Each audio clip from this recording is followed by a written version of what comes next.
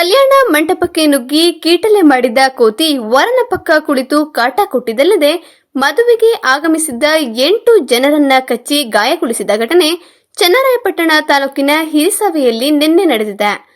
ಹಿರಿಸಾವೆಯ ನುಗ್ಗಿಹಳ್ಳಿ ರಸ್ತೆಯಲ್ಲಿರುವ ಕಲ್ಯಾಣ ಮಂಟಪಕ್ಕೆ ನುಗ್ಗಿದ ಕೋತಿ ಕೆಲ ಹೊತ್ತು ವರನ ಪಕ್ಕ ಕುಳಿತು ಆತ ಮಿಸುಕಾಡದಂತೆ ಮಾಡಿತು. ಎಬ್ಬಿಸಲು ಹೋದವರನ್ನ ಬೆದರಿಸಿತು. ನಂತರ ಊಟದ ಹಾಲ್ಗೆ ಬಂದು ಮದುವೆ ಊಟ ಮಾಡುತ್ತಿದ್ದವರಿಗೂ ತೊಂದರೆ ನೀಡಿದ ಕೋತಿಗೆ ಪ್ರತ್ಯೇಕ ಆಸನ ನೀಡಿ ಬಾಳೆಗೊನೆಯನ್ನೇ ಕೊಟ್ಟರೂ ಮಂಗನಾಟ ನಿಲ್ಲಲಿಲ್ಲ.